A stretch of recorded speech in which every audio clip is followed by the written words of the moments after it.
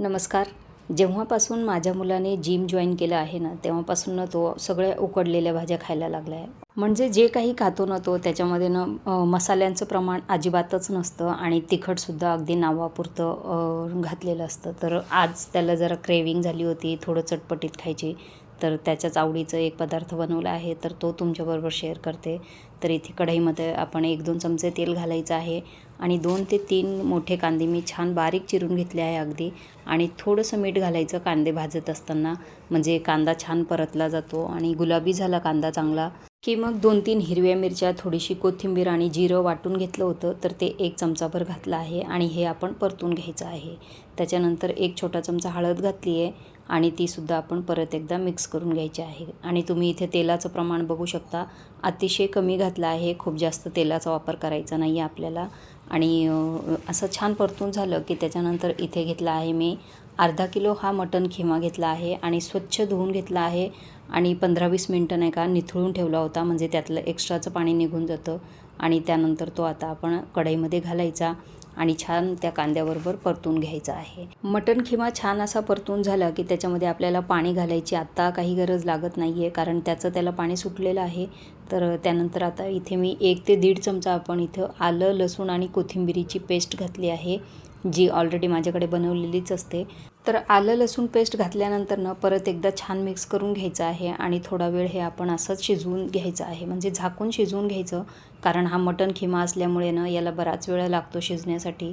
तर तुमच्याकडे जर जास्त वेळ नसेल ना, तर इथे तुम्ही कुकरलासुद्धा तो शिजवून घेऊ शकता. तर मी आज कढईमध्येच शिजवणार आहे. आता चवीपुरतं मीठ घालायचं आणि परत एकदा एकजीव करून घ्यायचं आहे. आणि तुम्ही बघू शकता आता याच्यामध्ये त्याचं पाणी अजून एवढं आहे, थोडं पाणी आहे त्याच्यामध्ये. तर आपण झाकून नाही का थोडा वेळ हे शिजवून घ्यायचं आहे. तर झाकत असताना त्याच्यामध्ये काय करायचं, जी प्लेटवर ठेवतो ना आपण त्याच्यामध्ये पाणी ठेवायचं आहे, म्हणजे खाली ते तळाला लागणार नाही.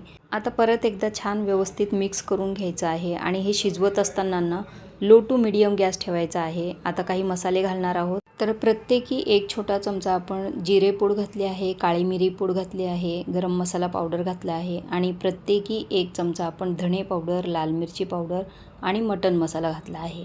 तर आपण याच्यामध्ये हिरव्या मिरचीचा ठेचासुद्धा घातला आहे, त्यामुळे इथे लाल तिखटाचं प्रमाण तुम्ही तुमच्या चवीनुसार कमी जास्त करायचं आहे. तर मी इथे मटण खिमा आहे थोडासा स्पायसीज बनवणार आहे, तर त्यासाठी थोडंसं लाल तिखट जास्त घातलं आहे. आता जे वरच्या ताटात जे पाणी होतं गरम पाणी, त्यातलंच पाणी थोडंसं त्याच्यामध्ये घातलं आहे आणि परत एकदा थोडीशी 5-10 मिनटं वाफ काढून घेतली आहे. इथे एकूण मला 20 ते 25 मिनिटं लागले हा मटण खिमा शिजवण्यासाठी, कारण मटण शिजायला जरा जास्त वेळ लागतो, त्यामुळे त्याला वेळ लागला आहे. आणि आता थोडीशी आपण कोथिंबीर घालायची आणि परत एकदा छान असं मिक्स करून घ्यायचं. आता गॅस बंद केला आहे आणि गॅस बंद केल्यानंतर 1 ते 2 चमचे लिंबाचा रस घालायचा आणि परत एकदा मिक्स करून घ्यायचं. आणि अशा पद्धतीने जर तुम्ही मटण शिजवलं तर तुम्ही त्याचं टेक्स्चर बघू शकता, अतिशय ज्युसी आणि खूप चविष्ट हे मटण खिमा तयार होतो. एकदम ज्युसी लागतो, खूप असा ड्राय वगैरे लागत नाही. फक्त त्याच्यामध्ये थोडंसं पाणी ठेवायचं, खूप जास्त त्याला कोरडं करायचं नाही. तर आपण लगेच आता सर्विंगला गरम गरम घेऊया. तयार आहे आपला चटपटीत असा झणझणीत मटण खिमा तयार आहे. तर तुम्ही नाही का हा पावबरोबर किंवा चपातीबरोबर किंवा मग भाताबरोबर सुद्धा मिक्स करून खाऊ शकता. अतिशय चवीला छान लागतो आणि एवढा भन्नाट झाला आहे म्हणजे मी तुम्हाला काय सांगू, याची चव एवढी छान आली आहे आणि घरभर असा त्याचा घमघमाट पसरलेला आहे. तर आजचा हा मटण खिमा तुम्हाला आवडला असेल तर मालाच किचनला लाईक, शेअर आणि सबस्क्राईब करायला विसरू नका. आणि इथे तुम्ही जवळून तुम्हाला कॅमेरा करून दाखवते मी तुम्हाला. तर हे बघू शकता तुम्ही किती छान असं मटणचं टेक्स्चर आलं आहे आणि अतिशय ज्युसी आणि खूपच सॉफ्ट असं मटण शिजलं आहे आपलं. खूप मस्त याची टेस्ट आलेली आहे. तुम्ही एकदा नक्की करून बघा आणि रेसिपी आवडली असेल तर इतरांनाही ती शेअर करा, कारण आता धुलीवंदन आलेलं आहे आणि धुलीवंदनला बरेच आपल्या महाराष्ट्राच्या घराघरांमध्ये नाही का नॉनव्हेज हे बनवलंच जातं. तर तुमच्याही ओळखीतले जे कोणी नॉनव्हेज प्रेमी असतील तर त्यांच्यासोबत रेसिपी शेअर करा. धन्यवाद.